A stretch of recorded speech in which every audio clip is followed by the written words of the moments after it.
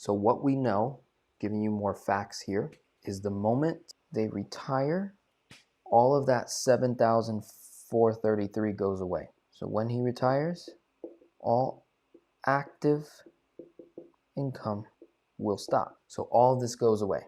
If we literally, person calls tomorrow and says, okay, I'm done. So income goes to zero. What does that do? That puts me in a negative cash flow of $7,447.74. Okay.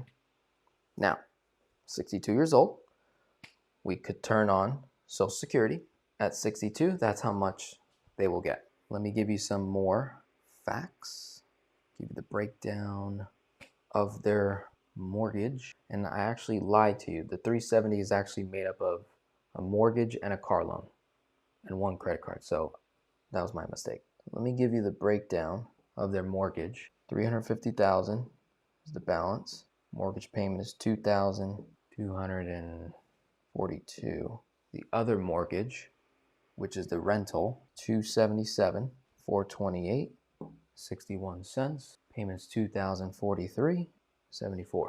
I'm going to share with you the steps that Daniel, who is my retirement specialist for this community, retirement expert. Some of you might have already spoken to him and are working with him, and he's awesome, and I respect him a lot.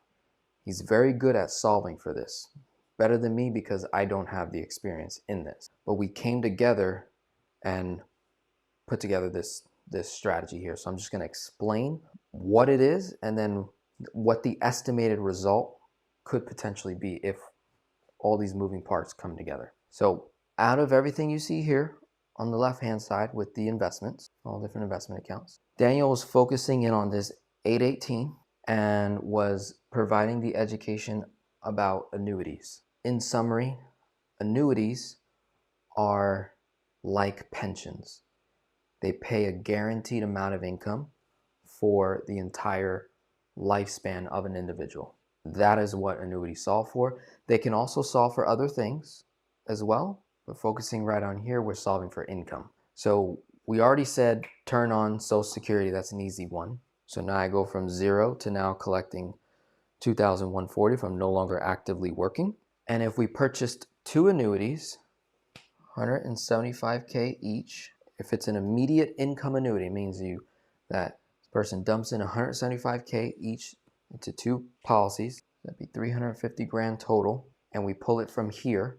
That's about less than 45% of this 818 that we're basically rolling over out of risk, out of the investment into an income producing asset for the person on a guaranteed basis for the rest of their life. The number would be $2,085.50. So we got 2 and 2 so far. That's $4,000, almost $4,200 so far. We left the 401k alone, we left the Roth IRA, we left the stocks, we left the cash, left it all alone for now. The value of doing an annuity when you have all this money that you build up is you're able to guarantee portfolio success, and you're able to prolong these dollars, right? This number that I wrote right here at the bottom, $152,773.73. Of this 818, this person has $152,000 sitting in bonds and cash and bonds. An annuity will outperform cash and bonds inside of this account and will reduce fees inside of there.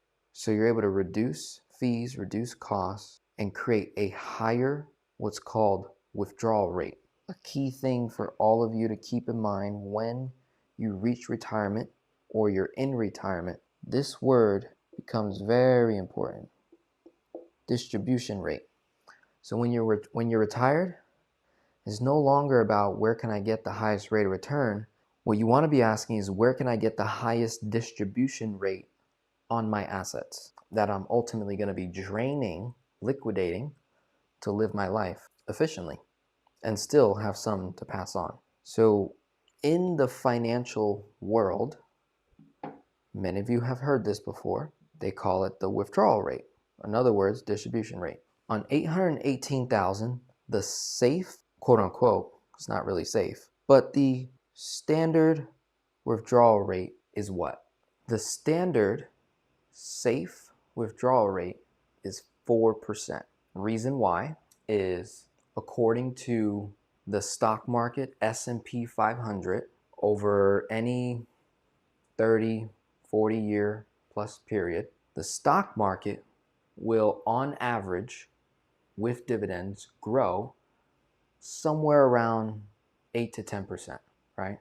So if you've got 800 grand in an investment account and it's 100% invested in the S&P and you're earning, say, 8% on average every year, you could safely, quote unquote, withdraw 4% of your account total balance without the money running out before you pass away. So for example, if Alma was withdrawing 10% of 800,000, let's run that real quick. That's 81,800 a year.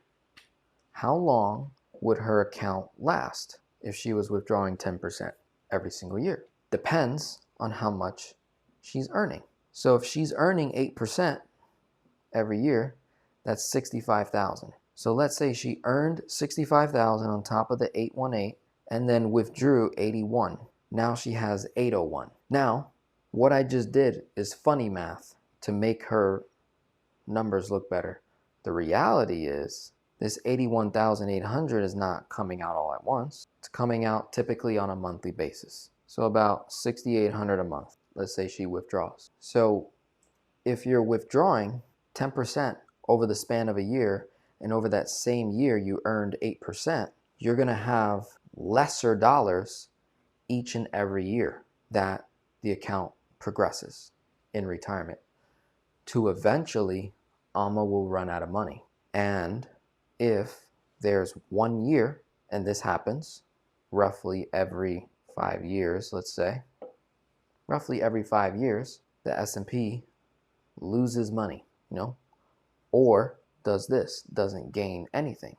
So either your account stays at 818 or it goes down or maybe slightly up.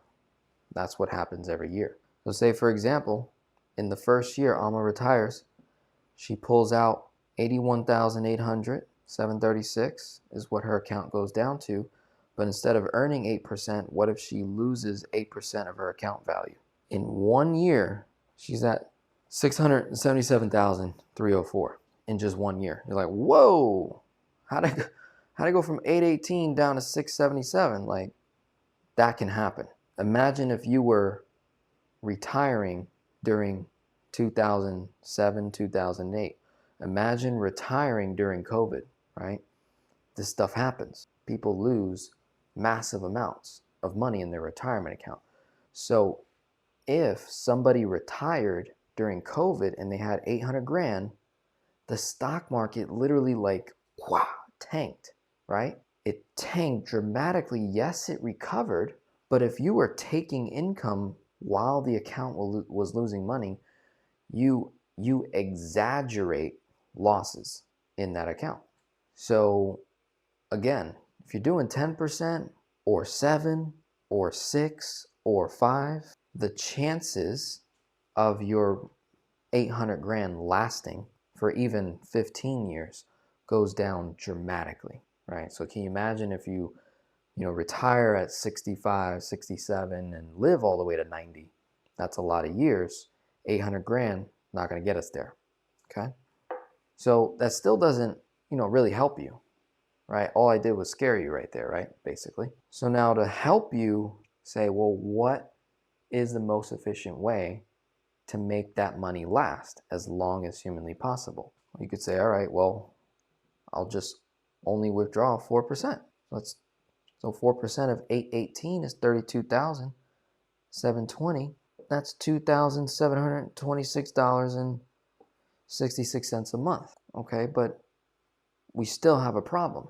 If I'm withdrawing money out of this account that has fees in it, right?